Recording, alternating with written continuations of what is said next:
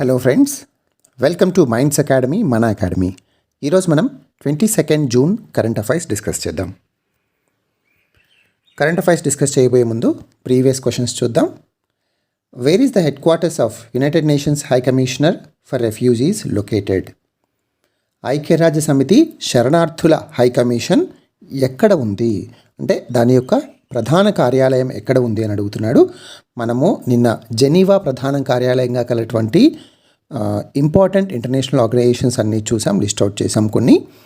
అందులో UNHCR కూడా ఉందని మనం మాట్లాడుకున్నాం. So Geneva is the headquarters. Ebrahim Raisi has been selected as the new president of which country? Mohammad Ebrahim Raisi ఈయన ఇరాన్లో అతి తక్కువ పోలింగ్ జరిగి ఎలక్ట్ అయినటువంటి ప్రెసిడెంట్ అని మాట్లాడుకున్నాం. ఇంతకుముందు ప్రెసిడెంట్ ఎవరు? హసన్ రౌహానీ. కాకపోతే ఇప్పటికీ హసన్ రౌహానీనే ఉన్నారు.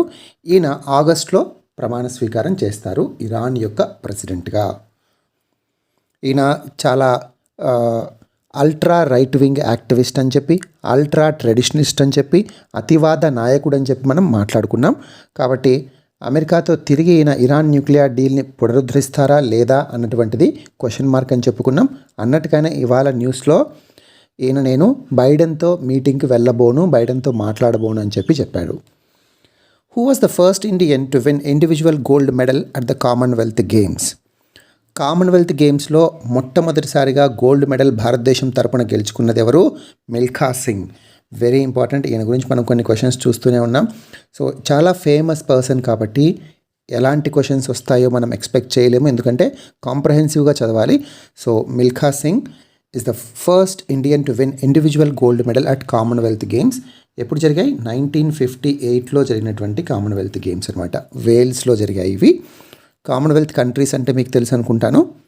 బ్రిటన్ యొక్క కాలనీస్గా ఏవైతే వ్యవహరించబడ్డాయో ఇంతకు మునుపు, అలాంటి దేశాల అన్నిటి యొక్క గ్రూప్నే కామన్వెల్త్ గ్రూప్ అంటారు. కరెంట్ అఫైర్స్లోకి వెళ్తే Indian Navy, European Union naval force. Okay, Indian Navy, European Union naval force, ఈ రెండిటి యొక్క నావల్ ఎక్సర్సైజ్ లేదా దీన్ని మ్యారిటైమ్ ఎక్సర్సైజ్ అని కూడా పిలవచ్చు. నావల్ ఎక్సర్సైజ్ తెలుగులో నేవీ సైనిక విన్యాసమని లేదా నావికా విన్యాసమని మనం మాట్లాడుకోవచ్చు. సో ఇది ఎక్కడ జరిగింది అంటే గల్ఫ్ ఆఫ్ ఏడెన్నే గల్ఫ్ ఆఫ్ బార్బరా అని కూడా పిలుస్తారు. సో ఎక్కడ జరిగింది? గల్ఫ్ ఆఫ్ ఏడెన్లో జరిగింది. ఇది మెయిడెన్ ఎడిషన్ అంటే మొట్టమొదటిసారిగా జరిగినటువంటి ఎక్సర్సైజ్ అనమాట. దీన్నే ఇనాగురల్ ఎడిషన్ అని. ఇనాగురల్ అంటే మీ అందరికీ తెలుసు, ఆవిష్కరించబడినటువంటి ఎడిషన్ లేదా మెయిడెన్ ఎడిషన్, మొట్టమొదటి ప్రప్రథమ ఎడిషన్. దీంట్లో ప్రధానంగా ఈ ఎక్సర్సైజ్ చేయడానికి కారణం ఏంటి? వార్ ఫైటింగ్ స్కిల్స్, ఇరువురు నేవీస్ యొక్క వార్ ఫైటింగ్ స్కిల్స్ని ఇంప్రూవ్ చేయడం కోసం, అంతేకాకుండా ఈ ఏరియాలో ఏదైతే శాంతిని, భద్రతను అండ్ స్టెబిలిటీని, స్థిరత్వాన్ని ప్రమోట్ చేయడం కోసం ఈ గల్ఫ్ ఆఫ్ ఏడెన్ ఉన్నటువంటి ఏరియాలో శాంతిని, భద్రతను, స్థిరత్వాన్ని ప్రమోట్ చేయడం కోసం ఈ ఎక్సర్సైజ్ జరిగింది. ఈ ఎక్సర్సైజ్ జరగక ముందు నుంచి కూడా ప్రతి సంవత్సరం షేడ్ అనేటువంటి ఒక మీటింగ్ జరుపుకుంటున్నాయి ఏ navies? Indian Navy and European Union naval force. ఈ రెండు కూడా షేడ్ అంటే షేర్డ్ అవేర్నెస్ అండ్ డీకాన్ఫ్లిక్షన్. ఇది యాన్యువల్గా జరిగేటువంటి మీటింగ్ అనమాట. అసలు ఈ మీటింగ్ ఎందుకు పెట్టుకుంటారు అంటే ఈ ఏరియాలో కౌంటర్ పైరసీ ఆపరేషన్స్ కోసం. అంటే సాధారణంగా ఈ గల్ఫ్ ఆఫ్ ఏడెన్ ఏరియా నుంచి లేదా Gulf of Oman area, Gulf of Aiden area, ఈ వెస్టర్న్ ఇండియన్ ఓషన్ ప్రధానంగా చెప్పుకోవాలంటే ఇండియన్ ఓషన్ ఉంది కదా, దానికి వెస్టర్న్ సైడే ఉంటుంది కదా గల్ఫ్ ఆఫ్ ఏడెన్ కానీ గల్ఫ్ ఆఫ్ ఒమన్ కానీ ఇవన్నీ. ఈ వెస్టర్న్ ఇండియన్ ఓషన్ రీజియన్లో పైరసీని అరికట్టడం కోసం, అంతేకాకుండా పీస్ని, స్టెబిలిటీని ప్రమోట్ చేయడం కోసం. పైరసీ ఎందుకు? ఈ రీజియన్లో ఏవైతే వరల్డ్ ఫుడ్ ప్రోగ్రామ్ తరపున కానీ లేదా వివిధ రకాల షిప్స్ వెళ్తూ ఉంటాయి, అవి చాలా రకాల కంటైనర్స్ని మోసుకెళ్తూ ఉంటాయి. ఫుడ్ కంటైనర్స్ కావచ్చు, లేదా సప్లైస్ కావచ్చు, ఏమైనా ఇతరత్ర మెడికల్ సప్లైస్ కావచ్చు. వీటి మీద పైరేట్స్ అటాక్ చేయకుండా కౌంటర్ పైరసీ ఆపరేషన్స్ కోసం అండ్ డీకాన్ఫ్లిక్ట్, ఇక్కడ మనం మాట్లాడుకున్నట్టు షేర్డ్ అవేర్నెస్ అండ్ డీకాన్ఫ్లిక్షన్, దీని పేరు డీకాన్ఫ్లిక్షన్ అంటే సంఘర్షణను తొలగించడం కోసం. సో షేడ్ అనేటువంటి యాన్యువల్ మీటింగ్ అనే దాన్ని వీళ్ళు ఎక్కడ ఏర్పాటు చేస్తుంటారు ప్రతి సంవత్సరం? బెహ్రైన్లో.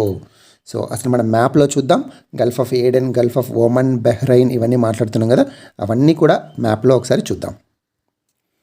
సో ఇక్కడ చూస్తే ఎక్కడ జరుగుతోంది ఇప్పుడు India and European Naval Force యొక్క మ్యారిటైమ్ ఎక్సర్సైజ్ లేదా bilateral exercise, naval exercise Gulf of Aden రీజియన్లో. సో చూసారా, ఇది తెలుసు మీరు ఆఫ్రికన్ కాంటినెంట్ మనం మాట్లాడుకున్నాం. ఇది హార్న్ ఆఫ్ ఆఫ్రికా అని. హార్న్ ఆఫ్ ఆఫ్రికాలో ఏ కంట్రీస్ ఉంటాయి? సీడ్ కంట్రీస్ ఉంటాయి. Somalia, Eritrea, Ethiopia and Djibouti. So ఇంతకుముందు కూడా మాట్లాడుకున్నాం. ఈ సీడ్ కంట్రీస్ నాలుగిటిని కలిపి హార్న్ ఆఫ్ ఆఫ్రికా అంటారు. హార్న్ ఆఫ్ ఆఫ్రికాకి యమన్కి మధ్యన ఉన్నదే గల్ఫ్ ఆఫ్ ఏడెన్. ఈ గల్ఫ్ ఆఫ్ ఏడెన్ ప్రాంతంలో ఈ నావల్ ఎక్సర్సైజ్ జరిగింది. సో ఇక్కడ చూసారా, ఇది ఒమన్ కంట్రీ, యమన్ పక్కనే ఉంటుంది. సౌదీ అరేబియాకి తూర్పు దిక్కున ఉంటుంది. సో ఈ ఒమన్ పైన ఉన్నది Gulf of Oman. So Gulf of Oman తర్వాత ఇక్కడ వచ్చేది ఏంటి? Persian Gulf. ఎందుకు దీన్ని పర్షియన్ గల్ఫ్ అంటారు? దీనిపైన ఇక్కడ ఏ కంట్రీ ఉంటుంది? ఇరాన్ ఉంటుంది. ఇరాన్నే పర్షియా అని కూడా పిలుస్తారని మనకు తెలుసు. ఇరానియన్లను పర్షియన్లు అని కూడా పిలుస్తారు. అందుకే దీన్ని పర్షియన్ గల్ఫ్ అంటారు. మ్యాప్ చాలా ఇంపార్టెంట్. సౌదీ అరేబియాకి ఇరాన్కి మధ్యన పర్షియన్ గల్ఫ్ ఉంటుంది. ఇటువైపు చూస్తే ఆఫ్రికన్ కాంటినెంట్ అండ్ సౌదీ అరేబియాకి మధ్య ఉన్నటువంటి రెడ్ సీ ఉంటుంది.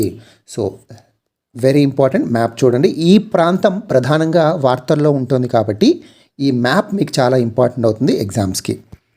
సో మీరు ఇక్కడ చూస్తే మీకు ఒక క్లారిటీ రావాలి. సాధారణంగా ఎవరైనా మ్యాప్ చూసేటప్పుడు ఇండియా పర్స్పెక్టివ్లో లేదా ఓవరాల్ వరల్డ్ మ్యాప్ పర్స్పెక్టివ్లో చూస్తే బాగా గుర్తుంటుందనే ఉద్దేశంతో. So this is India. So this is ఇందాక మనం మాట్లాడుకున్నట్టు వెస్ట్ ఇండియన్ ఓషన్ రీజన్ ఇదంతా. సో ఈ రీజన్లోనే Gulf of Aden, Gulf of Oman ఇక్కడ మాట్లాడుకున్నాం. This is Red Sea. So ఇది మ్యాప్. అండ్ మనం ఇందాక ఇంకో ఏం మాట్లాడుకున్నాం? బెహ్రైన్ గురించి మాట్లాడుకున్నాం. బెహ్రైన్ ఎక్కడుంది చూసారా? ఇది సౌదీ అరేబియా. సౌదీ అరేబియా దగ్గర ఇక్కడ ఉన్నది ఖతార్ అనమాట. ఈ చిన్న పైన స్పైక్ లాగా ఉంది చూసారా, ఇది ఖతార్ అనమాట. సో ఇది ఖతార్ పక్కన ఉండేదే బెహ్రైన్. సో మనం క్లోజ్ లుక్ చూస్తే దిస్ ఈజ్ ఖతార్. ఇందాక మీరు ఇక్కడ చూసారు కదా, ఈ చిన్న పార్ట్ ఖతార్ అనమాట. సో ఇది ఖతార్. సో ఈ ఖతార్ పక్కన ఉన్నది Bahrain. What is the capital of Qatar? Doha summit, WTO summit చాలా ఇంపార్టెంట్ అని మీకు తెలుసు. దోహా రౌండ్స్ ఆఫ్ మీటింగ్స్ చాలా ఇంపార్టెంట్. సో అది పక్కన పెడితే బెహ్రైన్ ఇప్పుడు మనకు న్యూస్లో ఉంది. ఎందు గురించి? షేడ్ అంటే ఏమని మాట్లాడుకున్నాం? Shared awareness and deconfliction. ఇది ఎక్కడ జరుగుతుందని మాట్లాడుకున్నాం? బెహ్రైన్లో జరుగుతుందని మాట్లాడుకున్నాం. సో అందువల్ల బెహ్రైన్ చాలా ఇంపార్టెంట్. బెహ్రైన్ యొక్క రాజధాని ఏంటి? ఇక్కడ చూసారా, Manama. So what is the capital of Bahrain? Manama. So map pointing మీరు చూసుకుంటూ ఉండాలి. ఏదైతే కంట్రీ కానీ రీజియన్ కానీ ఫోకస్లో ఉంటుందో లేదా వార్తల్లో నిలుస్తూ ఉంటుందో దాని యొక్క మ్యాప్ ఎప్పటికప్పుడు చూస్తూ ఉండండి. ఇక్కడ ఈ రీజియన్ వార్తల్లో ఉంది కాబట్టి మనం ఇంకొన్ని కనుక ఇక్కడ చూస్తే ఇంపార్టెంట్ లొకేషన్స్. ఇది రెడ్ సీ అనుకున్నాం కదా. సో రెడ్ సీ నుంచి ఆ తర్వాత అటుపక్క ఏం సీ ఉంటుంది? మెడిటరేనియన్ సీ ఉంటుంది. మెడిటరేనియన్ సీకి రెడ్ సీకి మధ్యలో ఉన్నటువంటి కెనాల్, ఆర్టిఫిషియల్ కెనాల్ ఏంటి? Very important, Suez canal. So Suez canal గురించి మనం ఇంతకుముందు మాట్లాడుకున్నప్పుడు ఈ మ్యాప్ ఒకసారి చూసాము. సూయజ్ కెనాల్ ఎక్కడ ఉంది? ఇది రెడ్ సీని మెడిటరేనియన్ సీని కలుపుతుందని చెప్పి. యాక్చువల్గా మీకు గుర్తుందో లేదో, ది ఎవర్ గివెన్ అనేటువంటి షిప్ సూయజ్ కెనాల్లో స్ట్రక్ అయిపోయిందని చెప్పి దాని గురించి డీటెయిల్గా మనం డిస్కస్ చేసాం. ఆ ఎవర్ గివెన్ షిప్ స్ట్రక్ అయిపోయినటువంటి కెనాల్ రెడ్ సీని మెడిటరేనియన్ సీని కలుపుతుంది. అండ్ ఇంకా ఏంటంటే ఇక్కడ ఈ గల్ఫ్ ఆఫ్ ఏడెన్, ఇది రెడ్ సీ కదా, ఈ మధ్యలో ఏదైతే స్ట్రైట్ ఉందో, సో దీన్ని బాబ్ ఎల్ మండెబ్ స్ట్రైట్ అంటారు. Very important, Bab el Mandeb, B A B Bab el Mandeb strait అని పిలుస్తారు. అంతేకాకుండా గల్ఫ్ ఆఫ్ ఏడెన్, ఈ పేరు ఎలా వచ్చింది? Aiden is a city in Yemen అనమాట. సో ఏడెన్ అనేది యెమెన్లో ఉన్నటువంటి ఒక సిటీ, అందుకే దీన్ని గల్ఫ్ ఆఫ్ ఏడెన్ అన్నారు. సో అర్థమైంది కదండి. నెక్స్ట్ దీనికి సంబంధించిందే ఇంకొక న్యూస్ కనుక మనం చూస్తే, సో ఓకే, ఆ న్యూస్ చూడబోయే ముందు భారతదేశం ఇతర దేశాలతో జరుపుతున్నటువంటి మ్యారిటైమ్ ఎక్సర్సైజ్ ఒక లిస్ట్ ఇచ్చాను. ఎందుకంటే నిన్న కూడా మనం చూసాం, ఇండియా జపాన్ ఒక బైలాటరల్ మ్యారిటైమ్ ఎక్సర్సైజ్ లేదా బైలాటరల్ నావల్ ఎక్సర్సైజ్ కండక్ట్ చేసింది అని చెప్పి. స్లినెక్స్ అనేది మ్యారిటైమ్ ఎక్సర్సైజ్ శ్రీలంకకి ఇండియాకి మధ్య జరుగుతుంది. బోంగో సాగర్ లేదా ఐఎన్బిఎన్ అంటేనే ఇండియా బంగ్లాదేశ్. కోర్పాట్ అంటే కోఆర్డినేటెడ్ పెట్రోల్. మనకు ఇండియాకి థాయిలాండ్కి మధ్య జరిగినటువంటి కోఆర్డినేటెడ్ పెట్రోల్ గురించి డిస్కస్ చేసాం, ఒకసారి రివైజ్ చేయండి. సో కోర్పాట్ అంటే కోఆర్డినేటెడ్ పెట్రోల్. ఇది బంగ్లాదేశ్కి భారత్కి మధ్య కాబట్టి ఐఎన్బిఎన్ కోర్పాట్ అన్నారు. బోంగో సాగర్ కూడా బంగ్లాదేశ్కి భారత్ మధ్య జరిగినటువంటి మ్యారిటైమ్ ఎక్సర్సైజ్. జిమెక్స్ నిన్న మాట్లాడుకున్నాం, జపాన్కి ఇండియాకి మధ్య, అండ్ ఒమన్కి ఇండియాకి మధ్య నసీం అల్ బహర్. రష్యాకి ఇండియాకి మధ్య వెరీ వెరీ ఇంపార్టెంట్ ఇంద్రా. పేర్లోనే ఉంది, ఐఎన్డి అంటే ఇండియా, ఆర్ఏ అంటే రష్యా అని మీరు గుర్తుపెట్టుకోవచ్చు, ఇంద్రా. అండ్ ఖతార్ కూడా ఇందాక న్యూస్లో ఉందని మాట్లాడుకున్నాం. ఖతార్కి ఇండియాకి మధ్య జైర్ అల్ బహర్. ఇండోనేషియాకి ఇండియాకి సముద్ర శక్తి, very important. Samudra Shakti is the maritime exercise between India and Indonesia. Thailand Indo Thai CORPAT, ఇది ముందు వార్తల్లో ఉండింది, మనం క్లియర్గా డిస్కస్ చేసాం. మలేషియాకి ఇండియాకి మధ్య మ్యారిటైమ్ ఎక్సర్సైజ్ ఐఎం కార్. అండ్ సింగపూర్కి ఇండియా సింబెక్స్, ఇది కూడా చాలా ఇంపార్టెంట్, సింబెక్స్. అండ్ ఆస్ట్రేలియాకి ఇండియాకి నిన్న కూడా ఇది మనం చూసాం, AUSINDEX, Australia India exercise. AUSINDEX అంటే ఆస్ట్రేలియా ఇండియా ఎక్సర్సైజ్. ఇది మ్యారిటైమ్ ఎక్సర్సైజ్ లేదా naval exercise. Japan India USA very very important, దీన్నే మలబార్ ఎక్సర్సైజ్ అంటారు. Permanent members of Malabar exercise వచ్చి భారతదేశం, United States of America and Japan. ఈ 3 permanent members. కానీ temporary members వచ్చి లేదా ఇన్వైటెడ్ మెంబర్స్ వచ్చి ఆస్ట్రేలియా అండ్ సింగపూర్. సో 2020లో ఆస్ట్రేలియా కూడా పార్టిసిపేట్ చేసింది మలబార్ ఎక్సర్సైజ్లో. So these are not permanent members, they are non permanent members. ఎప్పుడైనా ఇన్విటేషన్ బేసిస్ మీద వచ్చి అటెండ్ అవ్వచ్చు. So Australia, Singapore. But what are the permanent members of Malabar exercise? India, Japan and the United States of America. దీనికి సంబంధించి అంటే ఇందాక మనం మాట్లాడుకున్నటువంటి భారతదేశం యొక్క నావల్ ఎక్సర్సైజ్ గురించి మనం మాట్లాడుకున్నాం కదా. సో ఈ నావల్ ఎక్సర్సైజ్ గురించే ఇది కాంటెక్స్లో ఉన్నటువంటి ఇంకొక నిన్న ఇండియన్ ఎక్స్ప్రెస్ ఎడిటోరియల్ ఏంటంటే ఢిల్లీస్ సీ బ్లైండ్నెస్. అంటే ఈ ఆథర్ ప్రధానంగా ఏం చెప్పదలుచుకున్నాడంటే, చైనాతో కంపేర్ చేస్తే భారతదేశం మ్యారిటైమ్లో అంటే మ్యారిటైమ్ సెక్టార్లో ఏదైతే నావీలో ఉందో నావీలో చాలా వెనుకబడి ఉంది అన్నటువంటిది దీని యొక్క ప్రధానమైనటువంటి జిస్ట్ అనమాట. సో ఏం చెప్పదలుచుకున్నానంటే, ఇండియా కంటే లేట్గా ఎవరైతే ఇండియాకు తర్వాత ఈ మ్యారిటైమ్ ఫీల్డ్లోకి ఎంటర్ అయినటువంటి దేశాలు ఉన్నాయో కూడా చాలా కొద్ది సంవత్సరాల్లోనే చాలా మంచి డెవలప్మెంట్ సాధించారు. కానీ భారతదేశం మాత్రం తను అంతగా ఈ మ్యారిటైమ్ ఫీల్డ్లో కావచ్చు లేదా షిప్ బిల్డింగ్లో కావచ్చు, భారతదేశం యొక్క పోర్ట్ డెవలప్మెంట్లో కావచ్చు, అంటే తన యొక్క ఓడరేవులను డెవలప్ చేసుకోవడంలో కావచ్చు, లేదా తన యొక్క నేవీని ఇంప్రూవ్ చేసుకోవడంలో, తన షిప్ బిల్డింగ్ కెపాసిటీని ఇంప్రూవ్ చేసుకోవడంలో, అంటే షిప్ బిల్డింగ్ ఇండస్ట్రీలో, వీటన్నిటిలో కూడా భారతదేశం వెనుకబడి ఉంది అని చెప్తున్నాడు. సో మనకు ఈ క్రిటిసిజంని అంతగా మనం అనలైజ్ చేయాల్సినటువంటి అవసరం లేదు. మనకు ప్రధానంగా ఎగ్జామ్కి ఏమి ఇంపార్టెంట్ ఫ్యాక్ట్స్ ఏమైనా ఉన్నాయా లేదా అనాలిసిస్ ఏమైనా ఉందో ఒకసారి చూద్దాం. భారతదేశానికి చైనాకి ఎప్పటి నుంచో కాంపిటీషన్ నడుస్తుంది ఏఎస్విఎస్లో, ఆర్థిక పరంగా అండ్ సైనిక పరంగా. ఎందుకు? చైనా ఎప్పుడూ భారతదేశంని కంట్రోల్ చేయాలి లేదా సౌత్ ఏషియన్ రీజన్లో తానే అగ్రగామిగా ఉండాలి, అగ్రరాజ్యంగా ఉండాలి. దానికి ప్రధానంగా శత్రువుగా కనిపించేది ఏంటి? భారతదేశం, ఇండియా. సో ఇండియాని ఎలాగైనా దెబ్బతీయాలి అన్నటువంటి ఉద్దేశంతో ఉంది. అంతేకాకుండా ఇండియా భూభాగాలు తమవని కూడా చాలా వరకు క్లెయిమ్ చేస్తుంది నార్త్ ఈస్టర్న్ ఏరియాలో, అంటే మన ఈశాన్య రాష్ట్రాల్లోని అరుణాచల్ ప్రదేశ్ ముఖ్యంగా. సో అలాంటి భూభాగాలను తనవని చెప్పి క్లెయిమ్ చేస్తుంది. సో ఈ నేపథ్యంలో భారతదేశానికి చైనాకి మధ్య ఆర్థికంగా సైనిక పరంగా చాలా కాంపిటీషన్, పోటీ, స్పర్ధ అనేది నడుస్తూ ఉంది. అయితే అయితే చైనాని ఎదుర్కోవాలి అంటే భారతదేశం కూడా చైనా యొక్క క్యాపబిలిటీస్తో సమానంగా సరితూగాలి. కానీ ఈ ఆథర్ ఏం చెప్తున్నారంటే చాలా గ్యాప్ ఉంది. చైనా చాలా ముందంజలో ఉంది తన యొక్క మ్యారిటైమ్ ఫీల్డ్లో, కానీ భారతదేశం మాత్రం చాలా వెనుకబడి ఉంది. సో ప్రధానంగా చైనా యొక్క స్ట్రెంగ్త్ గురించి మనం మాట్లాడుకుంటే, China is world's top ship building nation, very important, which is the world's top ship building nation లేదా top ship producing nation China. So చైనానే ప్రపంచంలోకెల్లా ఎక్కువ షిప్స్ను ప్రొడ్యూస్ చేసేటువంటి, ఓడలను ఉత్పత్తి చేసేటువంటి దేశం.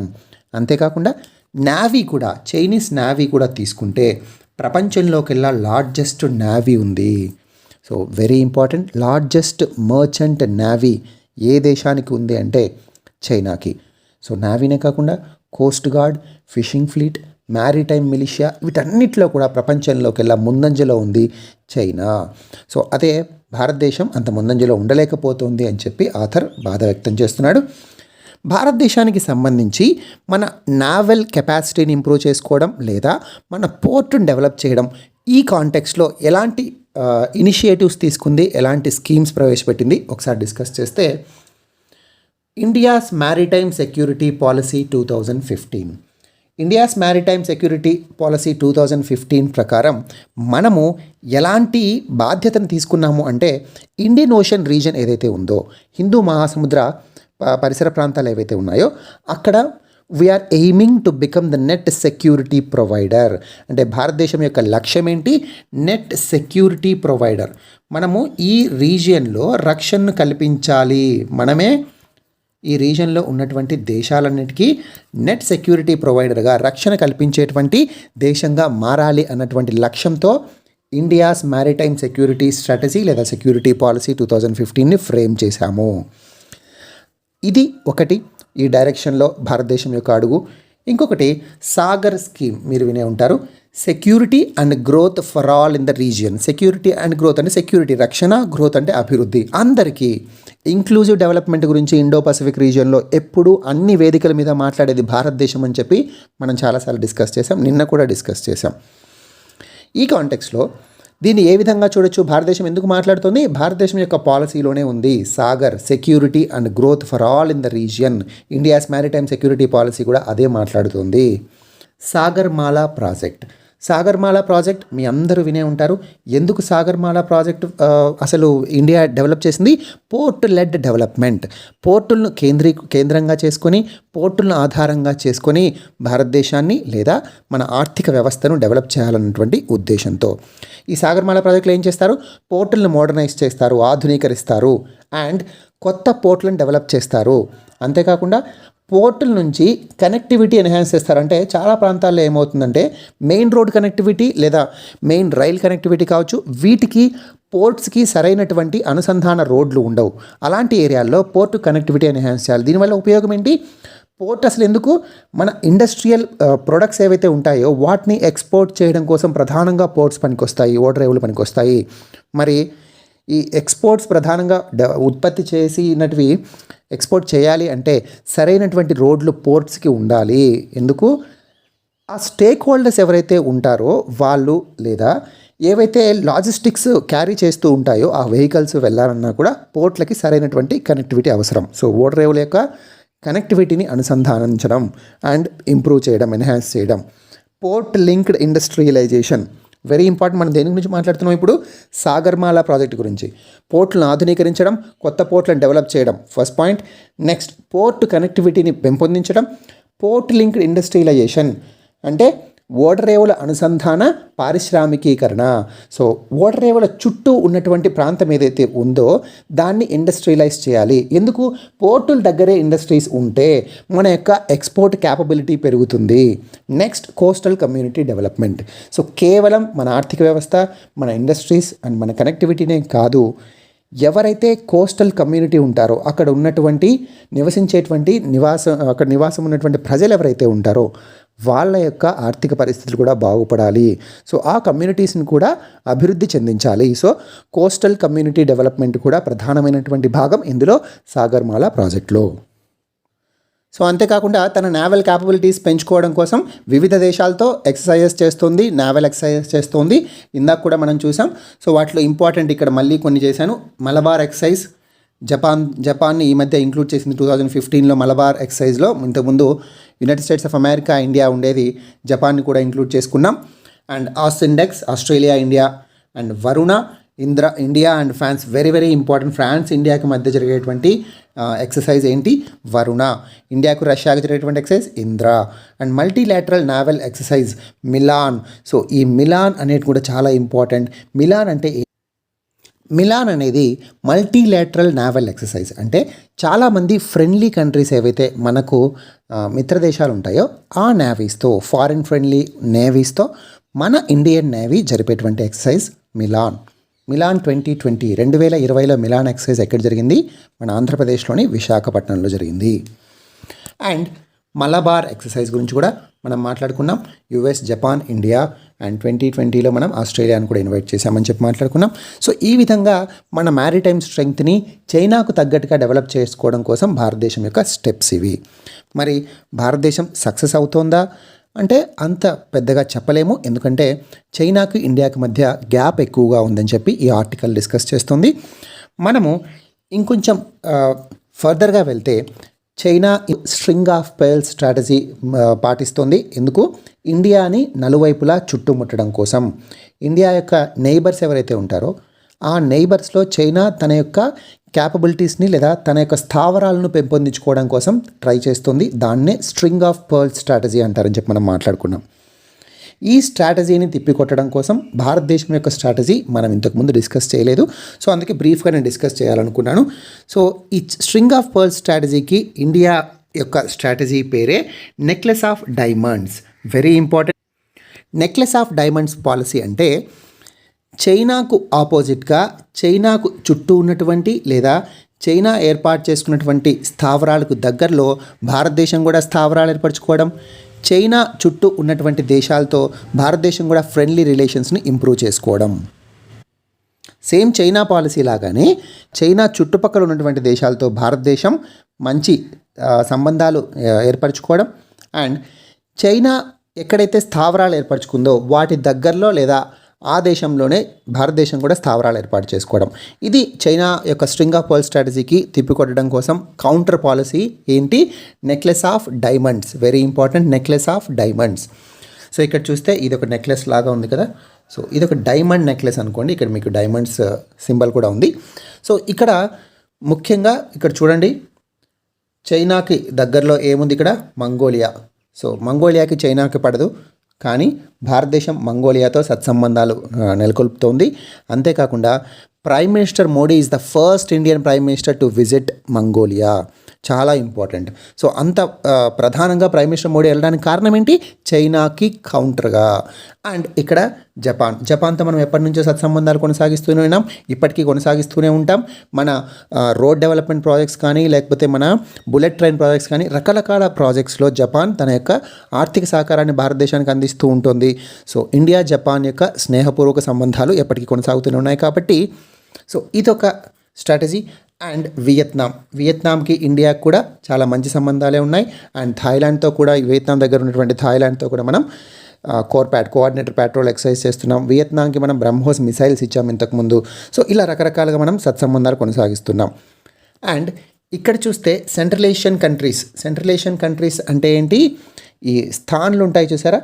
సో స్థాన్లు అంటే తజికిస్తాన్, కజకిస్తాన్, కిర్జిస్తాన్, టర్క్మెనిస్తాన్, ఉజ్బెకిస్తాన్. ఏంటివి? సెంట్రల్ ఏషియన్ కంట్రీస్ అంటే 5 కంట్రీస్ ఉంటాయి: కజకిస్తాన్, కిర్జిస్తాన్, తజికిస్తాన్, టర్క్మెనిస్తాన్, ఉజ్బెకిస్తాన్. ఈ సెంట్రల్ ఏషియన్ కంట్రీస్తో కూడా మోడీ గారు ఈ 5 దేశాలను కూడా ప్రైమ్ మినిస్టర్ అయిన తర్వాత విజిట్ చేశారు. అండ్ అంతేకాకుండా first Indian prime minister to do so. ఇందాక కూడా మనం చూసినట్టే మంగోలియాకి prime minister Modi is the first Indian prime minister to visit this country. And Prime Minister Modi is the first Indian Prime Minister to visit all the 5 countries of Central Asia. Central Asia అంటే ఈ స్థాన్లు.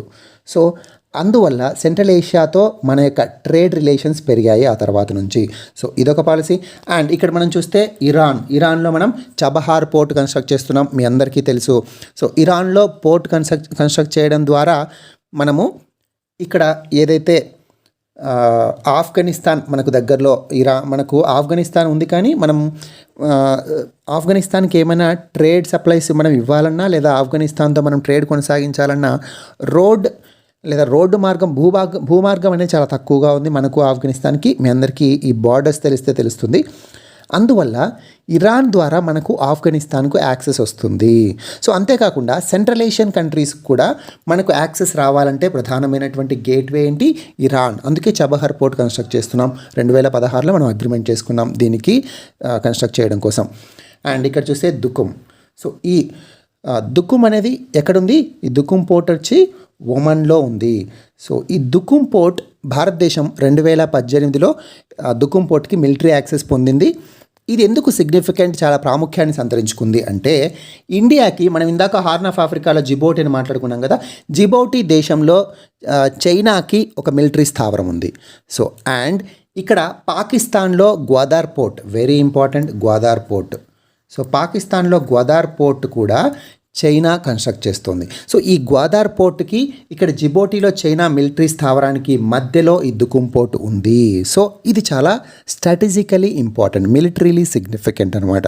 అంతేకాకుండా షీషెల్స్లో Assumption Islands, very very important. Assumption Islands ఎక్కడున్నాయి? షీషెల్స్లో ఉన్నాయి. షీషెల్స్లో మన యొక్క naval base ఏర్పాటు చేసుకోవడం కోసం మనం షీషెల్స్తో ఒక అగ్రిమెంట్ని కూడా చేసుకున్నాం. సో ఇది ఈ అజంప్షన్ ఐలాండ్ యొక్క సిగ్నిఫికెన్స్ ఏంటి? మీ అందరికీ తెలుసు, Chinese silk road, maritime silk road లేదా చైనీస్ మ్యారిటైమ్ సిల్క్ రోడ్ అంటారు. చైనా నుంచి యూరోప్కి ఏ మార్గం ద్వారా పోతుంది? ఇదే మార్గం ద్వారా పోతుంది. సో ఈ మార్గం ద్వారా పోవాలి అంటే ఇక్కడ అజంప్షన్ ఐలాండ్లో చాలా కీలకమైన పాత్ర అజంప్షన్ ఐలాండ్ పోషిస్తుంది. అక్కడ భారతదేశం యొక్క నావల్ బేస్ ఉండడం అనేది మనకు స్ట్రాటజికలీ సిగ్నిఫికెంట్.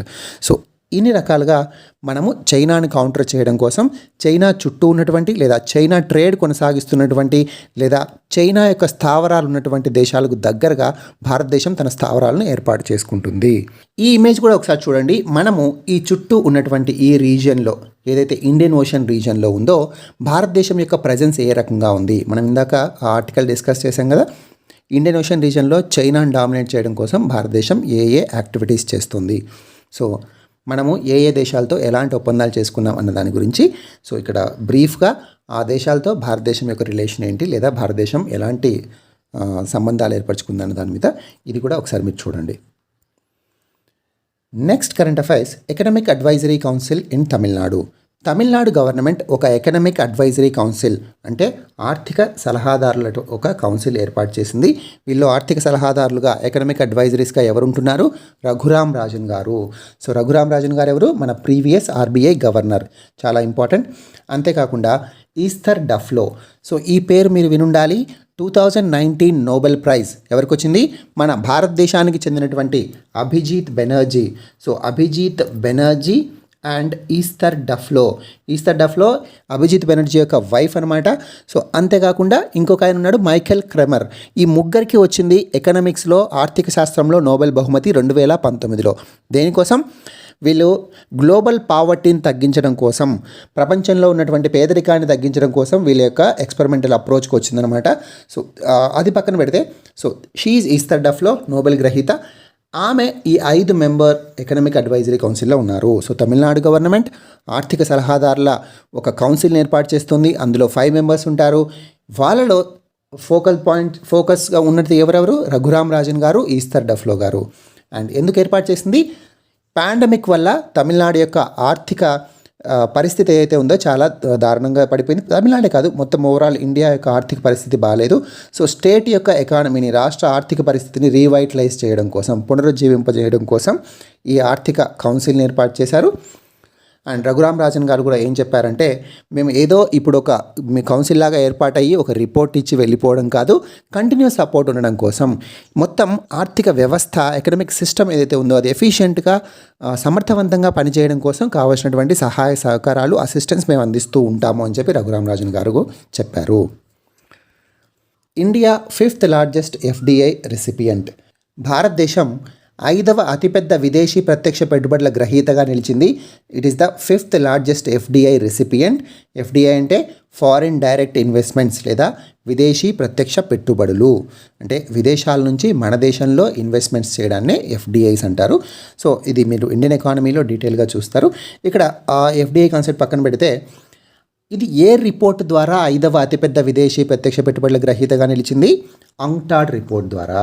అంక్టాడ్ అంటే United nations conference on trade and development, వాణిజ్యం మరియు అభివృద్ధికి సంబంధించినటువంటి ఐక్యరాజ్య సమితి సదస్సు యొక్క నివేదిక ఇది.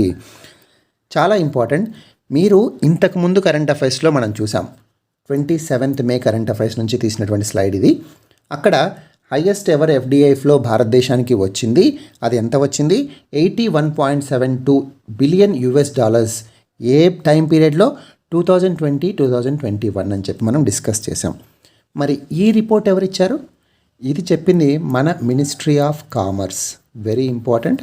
మన మినిస్ట్రీ ఆఫ్ కామర్స్ ప్రకారం, మన కామర్స్ మంత్రిత్వ శాఖ ప్రకారం మన యొక్క ఎఫ్డిఐ రిసీట్స్ ఎంత ఉన్నాయి 81.72 బిలియన్ యుఎస్ డాలర్స్. ఏ పీరియడ్కి? 2020-21 ఆర్థిక సంవత్సరానికి. సో అది పక్కన పెడితే ఇప్పుడున్నటువంటి రిపోర్ట్ ఏంటిది? అంక్టాడ్ రిపోర్ట్, ఐక్యరాజ్య సమితి వాణిజ్య మరియు అభివృద్ధి సదస్సు నివేదిక. ఇది ఎప్పటికీ 2020 సంవత్సరానికి. సో ఈ డిఫరెన్స్ గుర్తుపెట్టుకోండి. అండ్ ఇది ఎంత చెప్పింది? 64 బిలియన్ యుఎస్ డాలర్స్ 2020 సంవత్సరానికి. ఇక్కడ టైం పీరియడ్ తేడా ఉంది అండ్ ఎవరిచ్చారు రిపోర్ట్ అనేది కూడా తేడా ఉంది. ఈ రెండు తేడాలను మీరు గమనించండి, కన్ఫ్యూజ్ అవ్వకండి. ఈ రిపోర్ట్ని ఏమని పిలుస్తారంటే ది వరల్డ్ ఇన్వెస్ట్మెంట్ రిపోర్ట్. రేపొద్దున ఎగ్జామ్లో ద వరల్డ్ ఇన్వెస్ట్మెంట్ రిపోర్ట్ 2021 ప్రకారం భారతదేశం విదేశీ ప్రత్యక్ష పెట్టుబడుల గ్రహీతగా ఎన్నవ స్థానంలో నిలిచింది అని క్వశ్చన్ వస్తే 5th ప్లేస్లో, 5వ స్థానంలో అని చెప్పి మీరు ఆన్సర్ చేయాల్సి ఉంటుంది. ఈ రిపోర్ట్ ప్రకారం గ్లోబల్ ఎఫ్డిఐ కనుక చూస్తే, అంటే ప్రపంచవ్యాప్తంగా విదేశీ ప్రత్యక్ష పెట్టుబడులు ఏ రకంగా ఉన్నాయో చూస్తే, కోవిడ్-19 పాండమిక్ వల్ల 35% తగ్గిపోయాయి. 35% తగ్గిపోయి ఇంతకుముందు 2019 సంవత్సరానికి 1.5 ట్రిలియన్ యుఎస్ డాలర్స్గా ఉన్నవి 1 ట్రిలియన్కి వచ్చేసాయి. సో మీరు 35 అంటే అప్రాక్సిమేట్గా 1/3 తీసుకుంటే కూడా మీకు అర్థమవుతుంది ఇక్కడ. సో 1/3 అంటే 0.5 ట్రిలియన్ డాలర్స్ తగ్గాలి. సో 1 ట్రిలియన్ యుఎస్ డాలర్స్కి వచ్చాయి. అయినప్పటికీ కూడా ప్రపంచవ్యాప్తంగా కోవిడ్-19 పాండమిక్ వల్ల తగ్గినప్పటికీ భారతదేశం యొక్క ఎఫ్డిఐ 27% పెరిగి 51 బిలియన్ యుఎస్ డాలర్స్కి 27% పెరిగి 51 బిలియన్ 2019లో ఉన్నది దాని నుంచి 64 బిలియన్ యుఎస్ డాలర్స్కు చేరుకుంది. So very important. గ్లోబల్గా 35% డిక్రీజ్ అనేది చూసాం ఈ రిపోర్ట్లో. అండ్ భారతదేశం మాత్రం 27% ఇంక్రీజ్ని నమోదు చేసింది. భారతదేశంలో ఇంత ఇంక్రీజ్ నమోదవడానికి ప్రధానమైనటువంటి కారణం ఏ ఇండస్ట్రీ అని అడిగితే information and communication technology, ICT industry అంటారు. చాలా ఫేమస్, అంటే ఈ టర్మ్ చాలా ఫేమస్. సో ఐసీటీ ఇండస్ట్రీలో పెట్టుబడులు పెరగడం వలన ప్రధానంగా ఇంత పెరుగుదల అనేది లభించింది భారతదేశానికి. ముఖ్యంగా పర్టికులర్గా డీటెయిల్గా చూస్తే రిలయన్స్ జియో ప్లాట్ఫామ్స్ మీద చాలా ఇన్వెస్ట్మెంట్స్ వచ్చాయి. మీరు న్యూస్లో అప్పుడు చూస్తూనే ఉంటారు. సో చాలా పెద్ద పెద్ద మల్టీనేషనల్ కంపెనీస్ ఇన్వెస్ట్ చేశాయి జియో ప్లాట్ఫామ్ మీద. అది ప్రధానమైనటువంటి కారణం. అంతేకాకుండా మిగతా టెక్ కంపెనీస్లో కూడా చాలా ఇన్వెస్ట్మెంట్స్ వచ్చాయి. ఈ ఐసీటీలో వచ్చినటువంటి ఇన్వెస్ట్మెంట్స్ వల్లనే ఇప్పుడు భారతదేశం యొక్క ఎఫ్డిఐ 27% పెరిగింది. గ్లోబల్ ఎఫ్డిఐ 35% తగ్గింది. అండ్ ఈ ఎఫ్డిఐలో ఏ దేశం ప్రథమ స్థానంలో నిలబడింది అంటే ఎవరికి ఎక్కువగా ఎఫ్డిఐస్ వచ్చాయి? యుఎస్. ఇంతకుముందు కూడా అమెరికాకే ఎక్కువగా. సో అంటే America is the largest recipient of FDI. America అతిపెద్ద విదేశీ ప్రత్యక్ష పెట్టుబడుల గ్రహీతగా నిలిచింది. ఇంతకుముందు మనం చూసినటువంటి మినిస్ట్రీ ఆఫ్ కామర్స్ రిపోర్ట్ ప్రకారం భారతదేశానికి ఏ దేశం నుంచి ఎక్కువ ఎఫ్డిఐలు వచ్చాయి అని మాట్లాడుకున్నాం. అది ఇంపార్టెంట్. మీరు ఇక్కడ కన్ఫ్యూజ్ అవ్వకండి. ఏ దేశం అతిపెద్ద విదేశీ ప్రత్యక్ష పెట్టుబడుల గ్రహీత? United States of America. 5వ స్థానంలో ఇండియా. ఫస్ట్ ప్లేస్లో యుఎస్, 5వ స్థానంలో ఇండియా. ఇది ఏ రిపోర్ట్? UNCTAD report. అయితే ఇండియాకి వచ్చినటువంటి ఎఫ్డిఐలలో ఏ దేశం నుంచి ఎక్కువ వచ్చాయి? సింగపూర్ నుంచి ఎక్కువ వచ్చాయి. Second US, third Mauritius. So Singapore నుంచి ఎక్కువ ఎఫ్డిఐస్ భారతదేశానికి వచ్చాయి. ఎక్కువ ఎఫ్డిఐస్ పొందినటువంటి రాష్ట్రం ఏది? గుజరాత్. ఇది కూడా ఇంపార్టెంట్. గుజరాత్ రాష్ట్రానికి ఎక్కువ ఎఫ్డిఐస్ వచ్చాయి భారతదేశంలోని అన్ని రాష్ట్రాలతో పోలిస్తే. సో అండ్ ఇక్కడ మినిస్ట్రీ ఆఫ్ కామర్స్ కూడా అప్పుడు ఏం చెప్పింది? కంప్యూటర్, సాఫ్ట్వేర్ అండ్ హార్డ్వేర్లో ఎక్కువగా ఎఫ్డిఐస్ వచ్చాయని చెప్పి మాట్లాడింది. సో ఇప్పుడు కూడా దీనికి తగ్గట్టుగానే అంక్టాడ్ ఏం చెప్తుంది? ఐసీటీలోనే ఎక్కువగా ఇన్వెస్ట్మెంట్స్ వచ్చాయని చెప్పింది. నెక్స్ట్ కరెంట్ అఫైర్స్ చూస్తే government notifies 18,100 crore PLI scheme.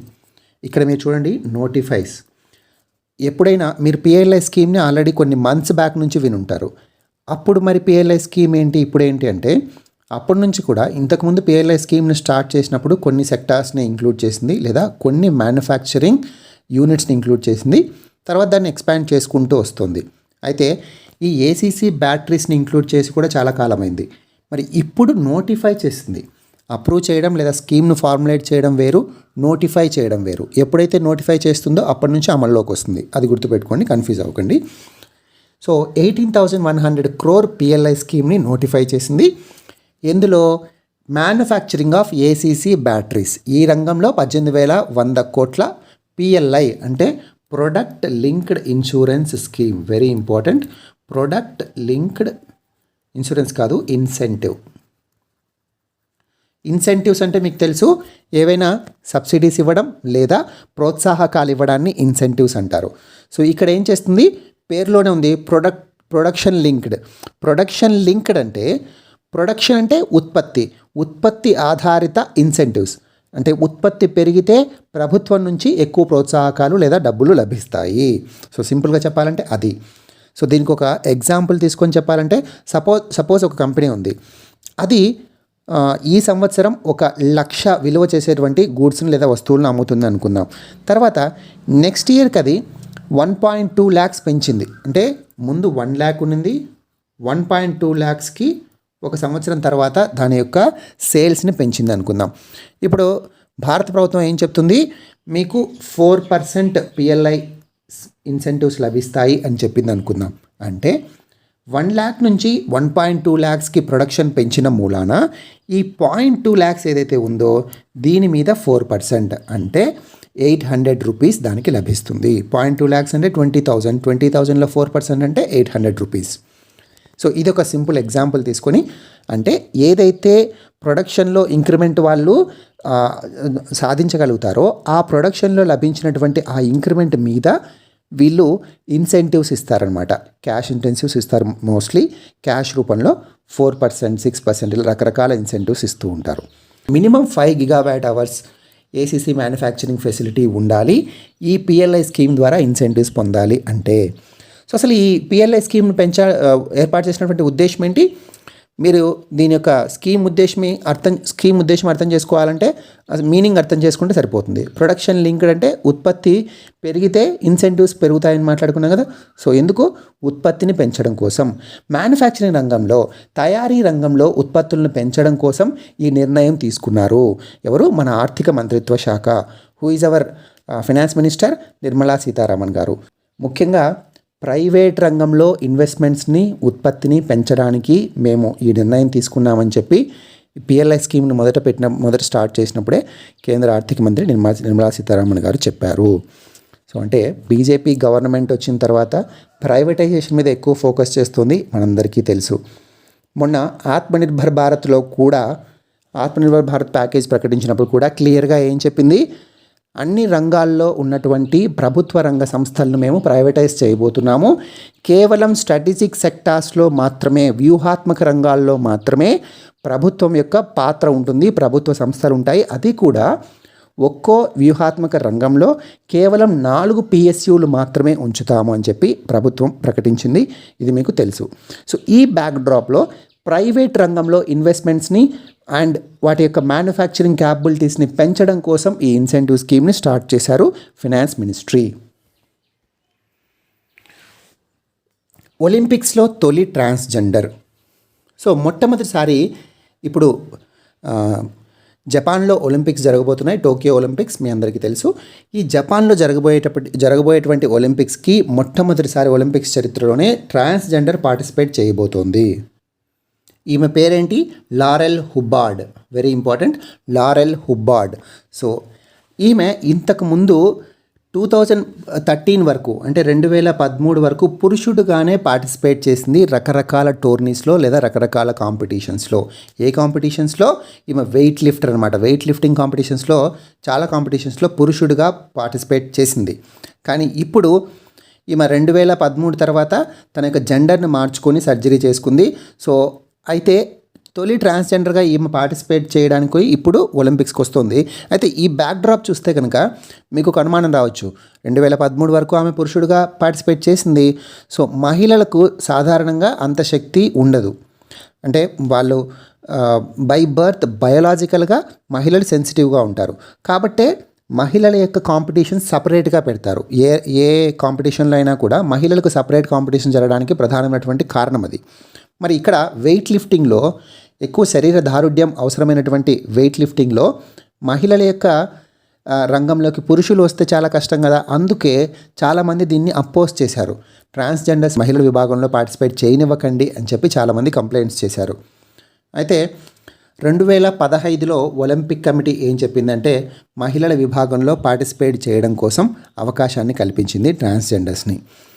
మరి ఏ కండిషన్స్ పెట్టింది అంటే కొన్ని నిబంధనలు పెడుతూ ఆలోచించింది. ఏ నిబంధనలు పెట్టింది?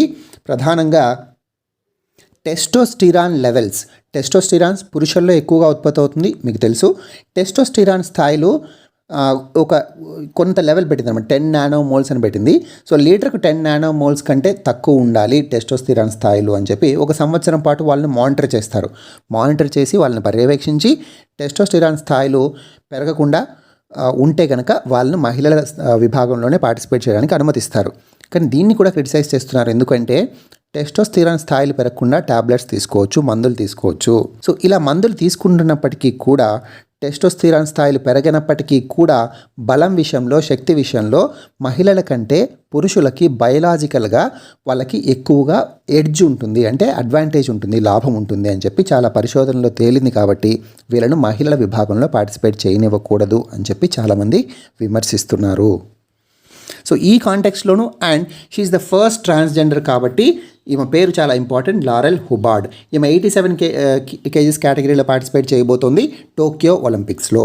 ఇప్పుడు ఫ్యూచర్లో జరగబోయేటువంటి కొన్ని ఈవెంట్స్ ఏవేంటివి ఇంపార్టెంట్ ఈవెంట్స్, అవి వెన్యూస్ ఏంటి, వాటి యొక్క వెన్యూస్ అంటే ఏ దేశాల్లో అవి జరగబోతున్నాయో ఒక లిస్ట్ ఇచ్చాను. 2023 ODI World Cup, cricket World Cup. ODI అంటే one day international. So ODI World Cup 2023 ఎక్కడ జరగబోతోంది? భారతదేశంలో జరగబోతోంది. అయితే 4 ఏళ్లకు ఒకసారి జరిగేటువంటి ఈ వరల్డ్ కప్ 2019లో ఎక్కడ జరిగింది? ఇంగ్లాండ్ అండ్ వేల్స్లో జరిగింది. అండ్ 2021 T20 వరల్డ్ కప్ కూడా ఇండియాలోనే జరగబోతోంది. వెరీ ఇంపార్టెంట్ ఈ రెండు. అండ్ మనం కనుక విమెన్స్ వరల్డ్ కప్ తీసుకుంటే విమెన్స్ వరల్డ్ కప్ ఓడిఐ ఎక్కడ జరుగుతుంది? న్యూజిలాండ్లో. విమెన్స్ వరల్డ్ కప్ T20 2023 ఎక్కడ జరగబోతుంది? సౌత్ ఆఫ్రికాలో. 2021లో జరగబోయేటువంటి ఓడిఐ విమెన్స్ వరల్డ్ కప్ న్యూజిలాండ్లో జరుగుతుంది. 2023లో జరగబోయేటువంటి T20 women's world cup south ఆఫ్రికాలో జరుగుతుంది. ఆసియా కప్ గురించి మనం మాట్లాడితే 2021లో ఆసియా కప్ క్యాన్సిల్ అయింది. So 2021 edition of Asia cup జరగలేదు. ఇది 2023లో జరగబోతోంది. ఎక్కడ జరగబోతోంది? శ్రీలంకలో జరగబోతుంది. Very important. 2021 edition of Asia cup was cancelled and it will be held in 2023 in Sri Lanka. అయితే 2022 ఏషియా కప్ ఎక్కడ జరుగుతుంది? పాకిస్తాన్లో జరుగుతుంది. Very important. నిన్న మనము ప్రపంచ యోగా దినోత్సవం అని మాట్లాడుకున్నాం. దాని యొక్క కాంప్రహెన్సివ్గా చాలా పాయింట్స్ డిస్కస్ చేసాం. వాటికి అనుసంధానంగా ఇవి యాడ్ చేసుకోండి. నిన్న మన భారతదేశంలో జరిగినటువంటి యోగా డే సందర్భంగా ప్రధానమంత్రి నరేంద్ర మోడీ గారు యోగా ఫిట్నెస్ యాప్ని రిలీజ్ చేశారు. సో ఇది మన యొక్క డైలీ పార్ట్నర్గా ఉంటుంది. అంటే మనతో పాటు మనం సాధారణంగా ఫిట్నెస్ యాప్స్ అంటే మీ అందరికీ తెలిసే ఉంటుంది. మనం చేసేటువంటి రెగ్యులర్ ఎక్సర్సైజ్ని ట్రాక్ చేయడం కానీ, వాకింగ్ని ట్రాక్ చేయడం కానీ, ఇలా వీటన్నిటిని ట్రాక్ చేయడం కోసం ఉన్నటువంటి apps fitness apps. Yoga fitness app అంటే యోగాకి సంబంధించినటువంటి రకరకాల ఆసనాలు, అవి ఏ విధంగా వేయాలి, యోగాకి సంబంధించినటువంటి లాభాలు, వాటి అవగాహన అందరికీ తెలియజేయడం కోసం ఉన్నటువంటి app yoga fitness app. So it will be like a daily companion అని చెప్పి మనం మోడీ గారు స్పీచ్లో చెప్పారు. దీన్ని ఎవరు డెవలప్ చేశారు? చాలా ఇంపార్టెంట్. మినిస్ట్రీ ఆఫ్ ఆయుష్ అంటే AYUSH ministry, World Health Organization WHO వీళ్ళిద్దరూ కలిసి డెవలప్ చేశారు యోగా ఫిట్నెస్ యాప్. నమస్తే యోగా యాప్ గురించి మాట్లాడాం, అది వేరు. యోగా ఫిట్నెస్ యాప్ ఇది వేరు. అండ్ అంతేకాకుండా యోగా డే సందర్భంగా యోగాసనాస్ మీ అందరికీ తెలుసు కదా. యోగాలో ఆసనాలు వేయడం చాలా మన యొక్క శరీర దారుఢ్యాన్ని పెంచడం కోసం కావచ్చు, మన ఆరోగ్యం కోసం మనం ఆసనాలు వేస్తుంటాం. వాటిని యోగాసనాలు అంటారు. యోగాసనాలు ఒక గేమ్ కింద, ఒక ఆట కింద ఖేలో ఇండియా యూత్ గేమ్స్ 2021లో ఇంక్లూడ్ చేశారు. Very very important. Who is our sports minister? Kiran Rijiju garu యోగాసనాలను ఖేలో ఇండియా యూత్ గేమ్స్ 2021లో ఇంక్లూడ్ చేస్తున్నట్టు ప్రకటించారు. అయితే ఎప్పుడు జరగబోతున్నాయి ఈ గేమ్స్? నవంబర్ 21 నుంచి నవంబర్ 30 వరకు 10 రోజులకు కుదించారనమాట. యాక్చువల్గా కోవిడ్-19 పాండమిక్ వల్ల.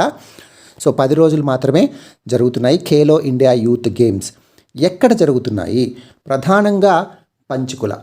సో 90% ఆఫ్ ద గేమ్స్ లేదా 90% ఆఫ్ ద వెన్యూస్ వచ్చి పంచకులాలో జరుగుతాయి. సో పంచకుల ఎక్కడుంది? హర్యానాలో ఉంది. సో వెన్యూ ఏమని చెప్పచ్చు? హర్యానా అని చెప్పచ్చు. అండ్ అంబాలా, షాబాద్ కూడా హర్యానాలో ఉంటాయి. ఢిల్లీ, చండీగఢ్ మీ అందరికీ తెలుసు. చండీగఢ్ పంజాబ్, హర్యానా యొక్క కామన్ క్యాపిటల్, ఢిల్లీ ఇండియా యొక్క క్యాపిటల్. సో ఢిల్లీ, చండీగఢ్లో పక్కన పెడితే ప్రధానంగా ఎక్కువ ఈ యూత్ గేమ్స్ ఎక్కడ జరుగుతున్నాయి? పంచకుల, అంబాలా, షాబాద్. సో హర్యానా అని చెప్పచ్చు.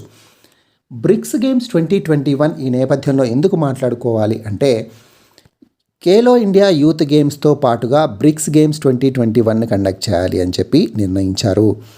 ఎందుకు అంటే బ్రిక్స్ గేమ్స్ని దగ్గరగా చూసేటువంటి అవకాశం ఖేలో ఇండియా యూత్ గేమ్స్లో ఉన్నటువంటి పార్టిసిపెంట్స్కి వస్తుంది, క్రీడాకారులకు వస్తుంది అని చెప్పి.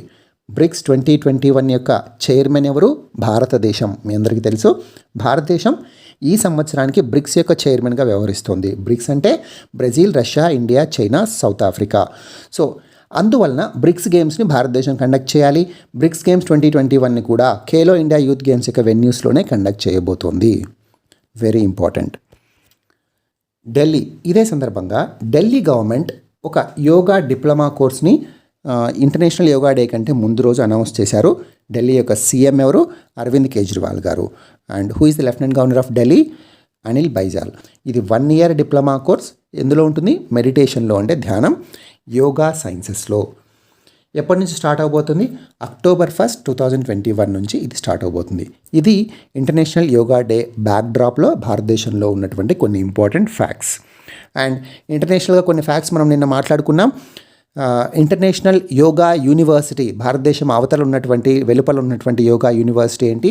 వాయు యూనివర్సిటీ. వాయు అంటే వివేకానంద యోగా యూనివర్సిటీ. ఎక్కడుంది ఇది? లాస్ ఏంజలస్ ఎక్కడుంది? United States of America. And ఇండియాలో యోగా యూనివర్సిటీ ఎక్కడుంది? అహ్మదాబాద్లో ఉందని చెప్పి మాట్లాడుకున్నాం. And what is the yoga capital of India? Very important, Rishikesh. కొంతమంది యోగా క్యాపిటల్ ఆఫ్ వరల్డ్ అని కూడా పిలుస్తారు. రిషికేష్, ఇది ఉత్తరాఖండ్లో ఉంది. Very important. ఎందుకని పిలుస్తారంటే ఇక్కడ చాలా ఆశ్రమాలు ఉంటాయి, చాలా యోగా సెంటర్స్ ఉంటాయి. సో అందువల్ల రిషికేష్ని యోగా క్యాపిటల్ ఆఫ్ ఇండియా లేదా yoga capital of the world అని కూడా కొందరు పిలుస్తారు.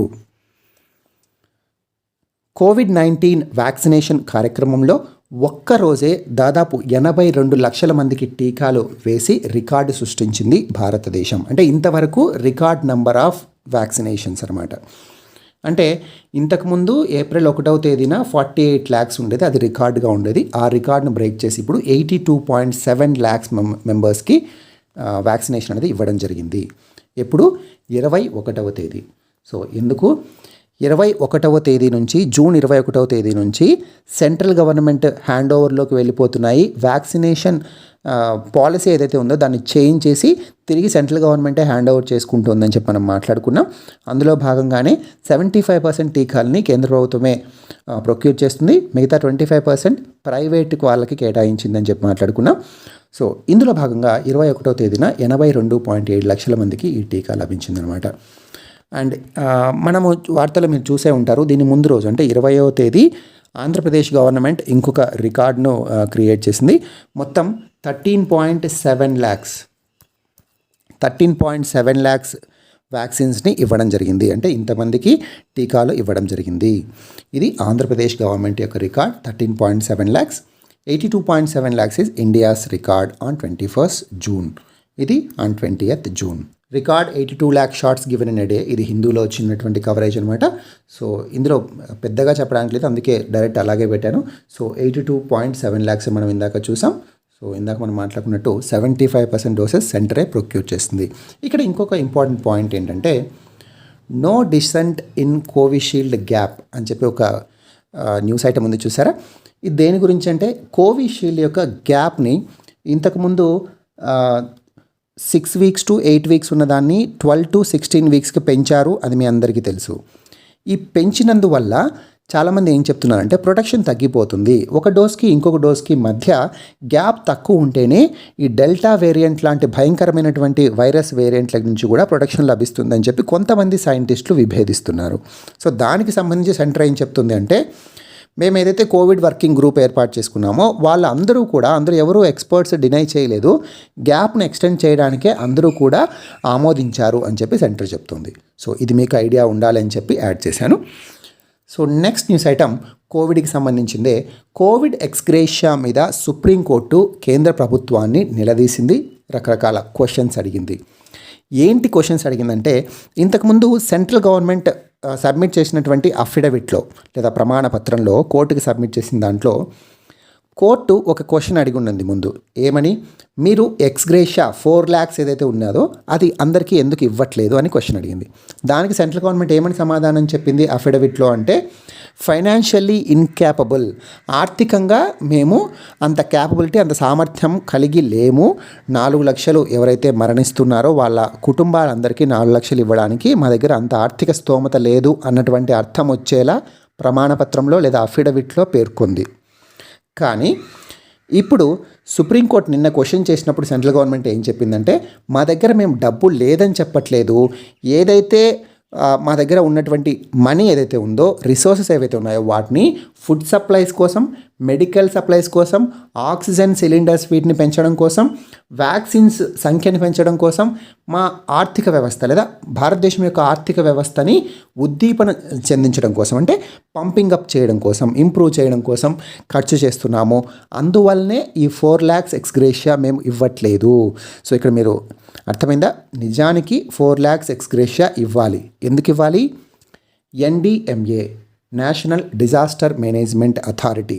ఈ నేషనల్ డిజాస్టర్ మేనేజ్మెంట్ అథారిటీ ఏ చట్టం ద్వారా నియమింపబడింది? డిజాస్టర్ మేనేజ్మెంట్ యాక్ట్ ద్వారా, విపత్తు నిర్వహణ చట్టం ద్వారా జాతీయ విపత్తు నిర్వహణ ప్రాధికార సంస్థ. NDMA అంటే జాతీయ విపత్తు నిర్వహణ ప్రాధికారిక సంస్థ. ఈ విపత్తు నిర్వహణ చట్టం కింద ఏముంది అంటే, సెక్షన్ 12లో ఏముంది అంటే, ఖచ్చితంగా ఎవరైతే డిజాస్టర్స్ వల్ల, విపత్తుల వల్ల మరణిస్తారో వారి యొక్క కుటుంబాలకి 4 లక్షల నష్టపరిహారం కేంద్ర ప్రభుత్వం చెల్లించాలి. అయితే ఈ చట్టం ద్వారా చెల్లించాల్సింది ఎందుకు చెల్లించలేదు అన్నది సుప్రీంకోర్టు క్వశ్చన్. దానికి ఏం చెప్పింది? ఆర్థిక స్తోమత సరిగా లేదని ముందు చెప్పింది. కానీ దాని క్లారిఫికేషన్లో భాగంగా మేము ఆహార అవసరాలు కావచ్చు, లేదా ఆహార సరఫరాలు కావచ్చు, వైద్య రంగ అవసరాలు, ఆక్సిజన్, టీకాలు అండ్ ఆర్థిక రంగాన్ని ఉద్దీపన చేయడం కోసం, వీటన్నిటి కోసం మేము డైవర్ట్ చేస్తున్నాము, అందువల్ల వాళ్ళకి 4 lakhs ఇవ్వలేకపోతున్నాము అని చెప్పిందనమాట. సో అర్థమైంది కదా? ఈ కాన్సెప్ట్ మీదనే, లేదా ఈ సుప్రీంకోర్టు కేంద్రానికి మధ్య జరిగినటువంటి కాన్వర్జేషన్ మీద ఒక ఎడిటోరియల్ వచ్చింది ఈరోజు, అ టైమ్ టు గివ్ అని చెప్పి. సో దీని గురించి కూడా మనం మాట్లాడదాం. సో మనం ఇందాక మాట్లాడుకున్నట్టే విపత్తు యాజమాన్య చట్టం సెక్షన్ 12 ప్రకారం పరిహారం చెల్లించాల్సి ఉంటుంది. అంతేకాకుండా సుప్రీంకోర్టు ఇంకా ఏమడిగిందంటే, డెత్ సర్టిఫికేట్స్ ఇష్యూ చేయడంలో చాలా గందరగోళం నెలకొంటుంది. చాలామందికి డెత్ సర్టిఫికేట్స్ రావాలి, వాళ్ళ యొక్క లవ్డ్ వన్స్ ఎవరైతే వాళ్ళ బంధువులు కావచ్చు, వాళ్ళ ఇంట్లో వాళ్ళు మరణించినప్పుడు వాళ్ళ డెత్ సర్టిఫికేట్స్ పొందాలి అంటే చాలా ఆఫీసుల చుట్టూ తిరగాల్సి వస్తుంది. సో దీన్ని సంక్లిష్టంగా ఉన్న దీన్ని మీరు సరళీకరించండి అని చెప్పి సుప్రీంకోర్టు అడిగింది. అండ్ శ్మశానాల్లో ఎవరైతే పనిచేస్తున్నారో వారికి బీమా లేదా ఇన్సూరెన్స్ వర్తింప చేయాలని చెప్పి ఇంతకుముందు అడిగినటువంటి సుప్రీంకోర్టు యొక్క అభ్యర్థనను దృష్టిలో పెట్టుకొని కేంద్ర ప్రభుత్వం మేము దాని మీద వర్కౌట్ చేస్తున్నాము, వాళ్ళకు కూడా వర్తింప చేస్తాము అని చెప్పి సమాధానం చెప్పింది. అయితే ఈ ఎడిటోరియల్లోకి వెళ్తే, హిందూ ఎడిటోరియల్, సుప్రీంకోర్టుకు కేంద్రం ఏం చెప్పింది? మా యొక్క ఆర్థిక పరిస్థితి బాగాలేదు, లేదా మా ఆర్థిక వనరులను ఆహార సప్లైస్ లేదా మెడికల్ సప్లైస్, ఆక్సిజన్ వీటన్నిటికీ డైవర్ట్ చేస్తున్నాము అని చెప్పి. కానీ ఒక ఆర్థిక వ్యవస్థ బాగుండాలి అంటే ఆ ఆర్థిక వ్యవస్థలో ఇలాంటి డిజాస్టర్స్ వల్ల, విపత్తుల వల్ల చిన్నాభిన్నమైనటువంటి కుటుంబాలను ఆదుకోవాల్సినటువంటి బాధ్యత కూడా ప్రభుత్వాందే అని చెప్పి ఈ ఆర్టికల్లో వాదిస్తున్నాడు. ఎందుకు? మీరేమో ల్యాక్ ఆఫ్ ఫండ్స్ అంటున్నారు, నిధులు లేవని చెప్తున్నారు. మరి అలా అనడానికి లేదు, ఎందుకంటే సెంట్రల్ విస్తా ప్రాజెక్ట్ లాంటివి, సెంట్రల్ విస్తా ప్రాజెక్ట్ అంటే మీ అందరికీ తెలుసు కదండి. సో ఈ సెంట్రల్ విస్తా ప్రాజెక్ట్ లాంటివి ఇంకా కొనసాగిస్తూనే ఉన్నారు. ఆ డైవర్ట్ చేసే బదులు మీరు సెంట్రల్ విస్తా ప్రాజెక్ట్ను ఆపి ఆ డబ్బులను కనుక యూటిలైజ్ చేస్తే COVID-19 రిలీఫ్ యాక్టివిటీస్లో బాగుంటుంది. అంతేకాకుండా మీరు జీడిపి హెల్త్ మీద కనుక ఇంప్రూవ్ చేయగలిగితే 2.5 to 3%, so it will be very beneficial. So ఈ పాయింట్ ఏదైతే ఉందో, హెల్త్ మీద, ఆరోగ్య రంగం మీద మన యొక్క జీడిపి యొక్క స్పెండింగ్ ఖర్చు ఏదైతే ఉందో దాన్ని పెంచాలి అన్నటువంటిది సెంట్రల్ గవర్నమెంట్ ఏదైతే డైవర్ట్ చేస్తున్నాము హెల్త్ మీద అని చెప్తుందో దానికి పాజిటివ్గానే ఉంటుంది. అంటే సెంట్రల్ గవర్నమెంట్ అలా డైవర్ట్ చేయడం కరెక్టే, హెల్త్ మీద ఎక్కువగా స్పెండ్ చేయాలి, 2.5 to 3% స్పెండ్ చేస్తే కానీ మన ఆర్థిక వ్యవస్థ బాగుపడదు అని చెప్పి ఎకనామిక్ సర్వే మాట్లాడింది. సో ఈ పాయింట్ దృష్ట్యా చూస్తే వాళ్ళు డైవర్ట్ చేయడం కరెక్టే, కానీ డైవర్ట్ చేస్తూనే ఎవరైతే COVID-19 వల్ల బాధితులు ఉన్నారో వాళ్ళని విస్మరించకూడదు అని చెప్పి ఈ ఆర్టికల్లో చెప్తుంది. So families who have lost bread winners, ఎవరైతే వాళ్ళకు కుటుంబానికి అర్నింగ్ చేసి పెట్టేటువంటి, అంటే సంపాదించేటువంటి వ్యక్తి కోల్పోతారో అలాంటి కుటుంబాలకు అత్యవసరంగా సహాయం అవసరం. అంతేకాకుండా వాళ్ళ మదర్ ఫాదర్ మరణించగా అనాథలైనటువంటి పిల్లలకు కూడా సపోర్ట్ అవసరం. సో ఇలాంటి వాళ్ళకి ఇవ్వాల్సినటువంటి సమయం ఇది అని చెప్పి కేంద్ర ప్రభుత్వం ఇంకొక ఆర్గ్యుమెంట్ ఏం చేసింది అంటే, ఈ పాండమిక్ అనేది వన్స్ ఇన్ ఎ టైం వచ్చేటువంటి పాండమిక్ కాదు, ఇది కంటిన్యూస్గా ఉంటుంది కాబట్టి కూడా మేము అందరికీ 4 లక్షలు ఇవ్వాలంటే చాలా కష్టం అని చెప్పి మాట్లాడింది. సో ఈ పాయింట్ కూడా దృష్టిలో పెట్టుకోవాలి. అంటే ఇది ఒక పాయింట్ని ఫోకస్ చేస్తుంది. ఏంటి, డిజాస్టర్ అని కోవిడ్-19 అనొచ్చా లేదా అన్నటువంటి క్వశ్చన్ని కూడా రైజ్ చేసింది. సుప్రీంకోర్టు ఏ తీర్పునిస్తుందో చూడాలి. దాన్ని బట్టి కోవిడ్-19ని ఒక డిజాస్టర్, ఒక విపత్తు అనొచ్చా. ఎందుకంటే భారతదేశంలో కావచ్చు, ప్రపంచవ్యాప్తంగా చాలా రకాల రోగాలు వస్తుంటాయి, తద్వారా మరణిస్తూ ఉంటారు. అన్నిటినీ విపత్తు అనలేం, అన్నిటినీ డిజాస్టర్ అనలేం. అన్ని రోగాలకి ప్రభుత్వాలు హెల్ప్ చేయవు, డబ్బులు ఇవ్వవు. కానీ డిజాస్టర్ వచ్చినప్పుడు మరణిస్తాయి. డిజాస్టర్ అంటే సైక్లోన్స్ కావచ్చు, లేదా ఇలాంటి ఎప్పుడు కనివిని ఎరుగని విపత్తులు. సో అందుకే కేంద్ర ప్రభుత్వం ఏమంటుందంటే, COVID-19 once in a time వచ్చేటువంటి డిజాస్టర్ కాదు అని చెప్పి చెప్తుంది. సుప్రీంకోర్టు ఏం తీర్పిస్తుందో చూడాల్సింది, వేచి చూడాలి మనం. ఈ కాంటెక్స్లో నేను క్వశ్చన్ ఫ్రేమ్ చేశాను. NDMA works under which ministry? మనం ఇందాక ఎన్డీఎంఏ మాట్లాడుకున్నది. ఎన్డీఎంఏ ఏంటి? జాతీయ విపత్తు నిర్వహణ ప్రాధికారిక సంస్థ, లేదా విపత్తు నిర్వహణకు సంబంధించి ఏ శాఖ సమన్వయకర్తగా వ్యవహరిస్తుంది అంటే ఏ మంత్రిత్వ శాఖ కోఆర్డినేట్ చేస్తుంది విపత్తు నిర్వహణ, disaster management. Very important. Home ministry లేదా కేంద్ర హోంశాఖ విపత్తు నిర్వహణకి కోఆర్డినేటర్గా ఉంటుంది. కోవిడ్-19కి సంబంధించే ఇంకొక ఫ్యాక్ట్ అనుకోవచ్చు మీరు, పెద్దగా అనాలిసిస్ అవసరం లేదు. కొంతమంది ఏమని భ్రమపడ్డారు, కొన్ని గిరిజన తెగలు, అంతేకాకుండా చాలామంది మామూలు వాళ్ళు కూడా ఏమని భ్రమపడ్డారంటే, టీకా వేయించుకోవడం వల్ల సంతాన సాఫల్యత ఉండదు, పిల్లలు పుట్టరు అని చెప్పి భావించారు. స్పష్టంగా చెప్పాలంటే దీనికి కేంద్ర వైద్య ఆరోగ్య శాఖ, మన యూనియన్ హెల్త్ మినిస్ట్రీ స్పష్టీకరణ లేదా క్లారిఫికేషన్ ఇచ్చింది. ఏమని? టీకా వల్ల అలాంటి ఎటువంటి అనర్థాలు రావు, మీరందరూ కూడా నిర్భయంగా టీకా వేసుకోవచ్చు, మీకు పిల్లలు పుట్టేటువంటి అవకాశాన్ని టీకా కోల్పోయేలా చేయదు అని చెప్పి క్లారిఫికేషన్ ఇచ్చింది. So national expert group on vaccine administration for COVID-19, NEGVAC చాలాసార్లు మాట్లాడుకున్నాం. సో ఈ NEGVAC ప్రకారం ఎలాంటి ముప్పు లేదు, అండ్ పాలిచ్చే తల్లులు కూడా టీకా వేసుకోవచ్చు అని చెప్పి NEGVAC చెప్పింది. NEGVAC యొక్క చైర్మన్ ఎవరు? VK Paul. Who is VK Paul? NITI Aayog health member. So ఇది ఈ న్యూస్ అనమాట. So next, who is the chairman of CoWIN portal? ఈరోజు కోవిన్ పోర్టల్కి సంబంధించి ఒక ఇంటర్వ్యూ ప్రచురించింది ఈనాడు. అందువల్లనే ఈ కోవిన్ పోర్టల్ చాలా రోజులుగా న్యూస్లో ఉంటుంది. కోవిడ్ వ్యాక్సినేషన్కి సంబంధించినటువంటి పోర్టల్ మీ అందరికీ తెలుసు. ఇందులో రిజిస్ట్రేషన్ చేసుకుని వ్యాక్సినేషన్ సెంటర్స్కి వెళ్ళాలి అని చెప్పి కేంద్రం చెప్పింది. దాన్ని సుప్రీంకోర్టు క్వశ్చన్ చేసింది. 18 to 44 years వాళ్ళందరూ కూడా కోవిన్ పోర్టల్లో రిజిస్ట్రేషన్ చేసుకుంటే తప్ప వ్యాక్సిన్ వేయమని చెప్పి మీరు చెప్తున్నారు, బట్ అందరూ కోవిన్ పోర్టల్లో రిజిస్టర్ చేసుకోలేరు కదా. చాలా డిజిటల్ డివైడ్ అనేది భారతదేశంలో ఉంది. చాలామంది డిజిటల్ నిరక్షరాస్యులుగా ఉన్నారు. వాళ్ళకి ఏ విధంగా రిజిస్ట్రేషన్ చేసుకోవాలో తెలియదు. స్మార్ట్ ఫోన్లు వాడడం చాలామందికి తెలియదు, కంప్యూటర్స్ వాడడం చాలామందికి తెలియదు. సో ఇవన్నీ స్టాటిస్టిక్స్ ఇచ్చిందని చెప్పి ఆ స్టాటిస్టిక్స్ కూడా మనం మాట్లాడుకున్నాం. ఈ కాంటెక్స్లో who is the chairman of CoWIN portal? Ram Sevak Sharma. Very important, Ram Sevak Sharma.